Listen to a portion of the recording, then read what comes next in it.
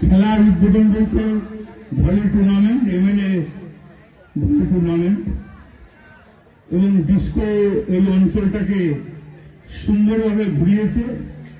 40 বছর ধরে এই অঞ্চলে আমরা এড়ে আসছিলাম। ডিস্কোকে দায়িত্ব দেওয়ার পর অঞ্চলটা আমরা ফিরে পেয়েছি।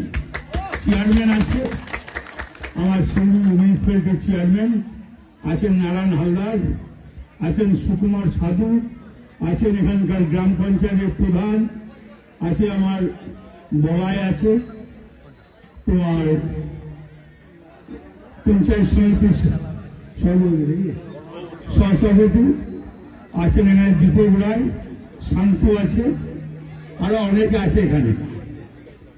তাই নগরী অঞ্চল একদিন সিপিএম এর ঘাঁটি বলে পরিচিত ছিল, কিন্তু সেটা দখল করার পর বিকাশ রায়চৌধুরী যে সুন্দরভাবে সিউড়ি বিধানসভাটাকে সাজিয়েছে এবং উন্নয়নে ভরিয়ে দিয়েছে, রাজনগর থেকে সিউড়ি পর্যন্ত চেয়ারম্যানও উদ্যোগ নিয়ে সিউড়ি মিউনিসিপ্যালিটির কাজ করছে।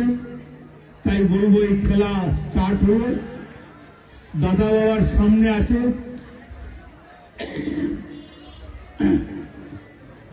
দাদা বাবার আশীর্বাদ নিয়ে বলছি মমতা ব্যানার্জি আমার মুখ্যমন্ত্রী।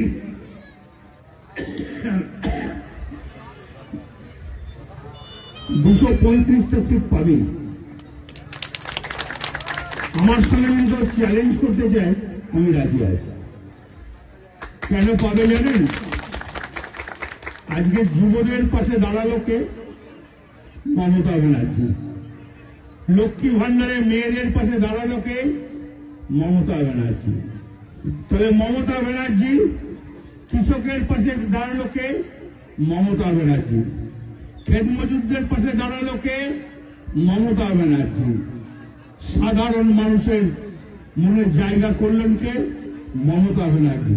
যতই এসআর করুক ভয় দেখিয়ে লাভ হবে না। 235টা সিট পাবো, চ্যালেঞ্জ করে বলো ইনশাল্লাহ।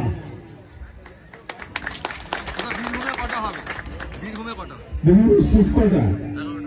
তুমি কোন চ্যানেল? হ্যাঁ, লোকাল নাকি? তো লোকাল চ্যানেল তো ভালো বলতে পারো কটা মামলা হবো।